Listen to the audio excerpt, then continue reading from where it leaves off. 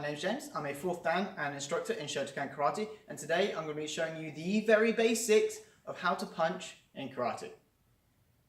So the first thing you're going to do is stand in Hikite, so your feet should be shoulder width apart. This is your neutral standing position, and you're going to take one hand out and one hand on the fist. Okay, so this is the starting position. You're just focusing out to the front in the center of your body. This is where you're going to be punching to. Okay, it's important to keep your fist nice and tight on the hip. Okay, so from this position here, you're going to clench your fist, rotate and pull back, get the fist to meet in the middle, and you're going to change the hands that go out and rotate at the very end. Okay, and that's the first punch. So from here, rotate, pull back, meet in the middle, and then lock out again. Okay, so speeding it up a little bit, you come in and out. Okay, and this is giving you the movement of your punches and getting you used to the rotation of your fist. Good. Okay, now in terms of breathing, what we want to do is focus on breathing in as you bring your fists together, and then out as you fully extend your arm. So in and out. So this can be quite a nice breathing exercise, and as well as getting you used to how you should breathe when you punch.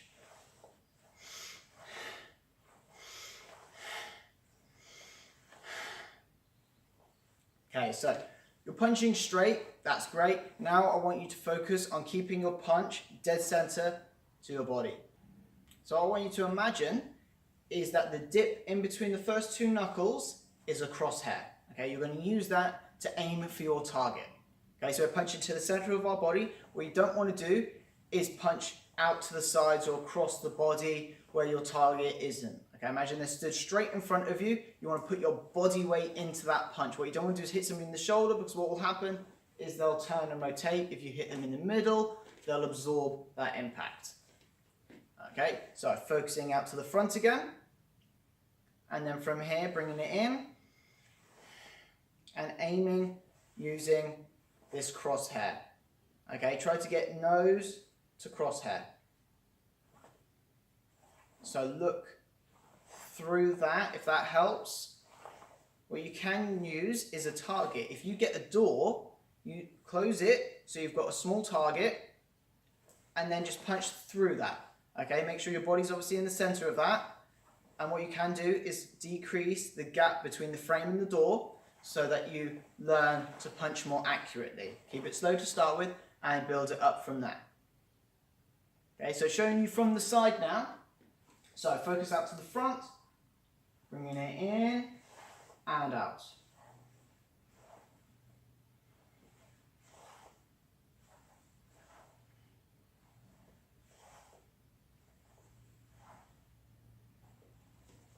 Okay, so full speed now.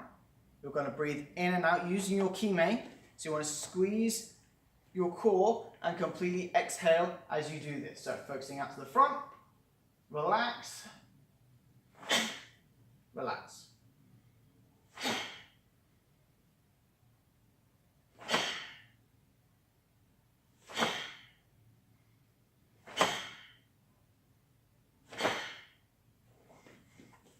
And then to the front again.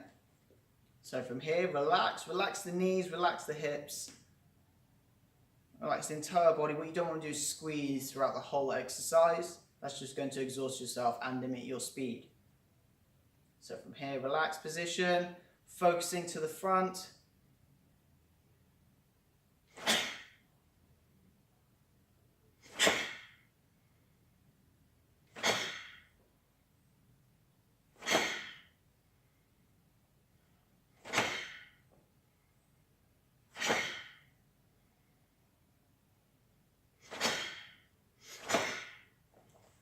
And once you can do one, then you can start to speed it up and start to string together a combination. So you start off with 2 punches, and then you build it up to 3. Then 4. Make sure the fist comes all the way back to the hip each time. What you want to imagine is that you're elbowing somebody behind you. As part of the application before bringing it back to Hikite. Okay? You can also imagine that you're grabbing hold of somebody, pulling them into that punch. Okay? This is also part of what the focus does. If you're pushing them away, grabbing hold of them, and then pulling them in, you're going to cause even more damage. Okay? Imagine two cars colliding to each other. Okay? That's going to be more of a violent impact than it is if they're both going in the same direction. Okay? And that's what happens. If you push them and they move away from you, you're not delivering as much power. Whereas if you pull them in, you're going to deliver more power. So once you can punch, make sure to practice Jodan, Chudan, and then Gidan. Okay? That way you can punch to any area of the body, and it makes it a little bit more efficient. It introduces these different areas to you and develops that muscle memory a little bit better. So once you can do all of these three positions, so punching up to the head, to the body, and then to the groin, then you can start adding more tension to the technique. So instead of just putting your arms out there, you can start squeezing at the very end. So not only are you bracing your core so that you don't move and that you can press into them a little bit harder, but you want to squeeze your fist at the end. That last little bit of rotation is where you get that tension. You should be very loose, it should move, and then squeeze at the very end. So from here, loose and tense.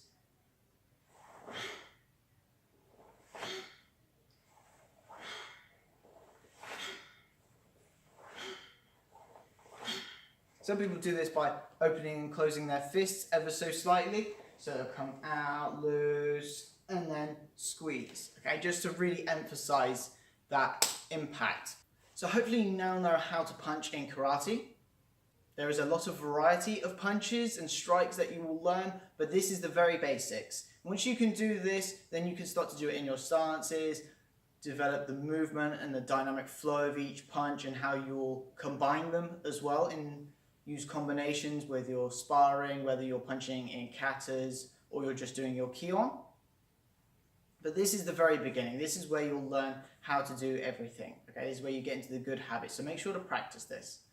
A lot of black belts miss out on this because they don't practice the very, very basics, such as this. Okay, and that's when they then get into bad habits. By simplifying it, you get the pure elements of each technique, and any bad habits tend to then stand out. It also allows you to redevelop that muscle memory if you haven't practiced it in a while. So sometimes going back to these basics, even as a black belt, you can still work on these and progress your karate.